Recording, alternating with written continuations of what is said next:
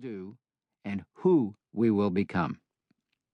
The realm of thought involves four main factors: ideas, images, information, and our ability to think.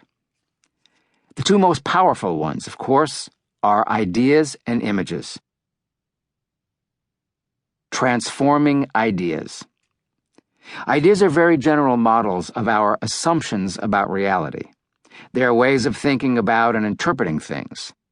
They are so pervasive and essential to how we think about and how we approach life that we often do not even know they are there or understand when and how they are at work. Examples of ideas may include freedom, education, the American dream, church, democracy, justice, family, God, and so on. And if you wish to see ideas in action, look closely at artistic endeavors in their various forms, such as movies and music, which encapsulate most of what is called pop culture, or efforts to persuade, such as in politics and commercials. Christian spiritual formation is inescapably a matter of recognizing in ourselves the idea systems of evil that govern the present age and respective culture, as well as those that constitute life away from God. The needed transformation is largely a matter of replacing those idea systems of evil with the idea system that was embodied and taught by Jesus Christ. The Apostle Paul, who also understood and taught about these things, warned us that our struggle is not against flesh and blood, but against the rulers, against the powers, against the world forces of this darkness, against the spiritual forces of wickedness in the heavenly places. Ephesians 6:12. These high-level powers and forces are spiritual agencies that work with the idea systems of evil. These systems are their main tool for dominating humanity. By contrast, those who have been rescued from the power of darkness and transferred into the kingdom of his beloved Son, Colossians 1:13, are to let this mind be in you, which was also in Christ Jesus, Philippians 2:5. This is what is intended when Christian colleges and universities speak about their unique commitment to Jesus Christ in their pursuit of all learning. It is an essential way of describing the substance, the underlying reality of Christian spiritual formation.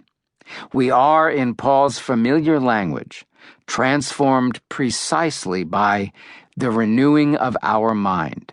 Romans 12:2. Soul earthquakes.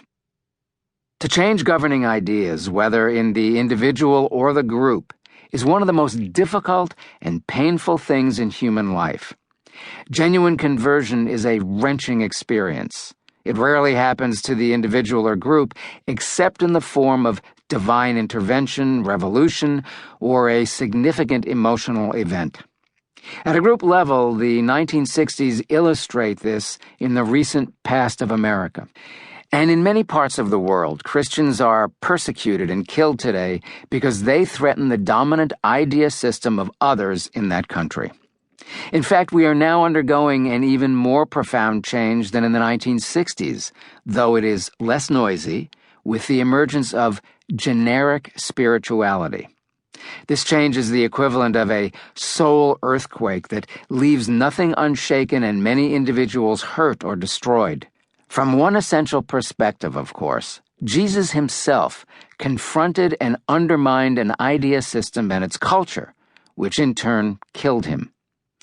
In the end, he proved himself greater than any idea system or culture and is continuing the process of a worldwide idea shift that is crucial to his perpetual revolution, in which we each are assigned an essential part. The power of images. Closely associated with governing ideas are the images that occupy our minds. Images are always concrete or specific, as opposed to the abstractness of ideas, and are heavily laden with feeling. They frequently present themselves with the force of perception and have a powerful emotional linkage to governing idea systems.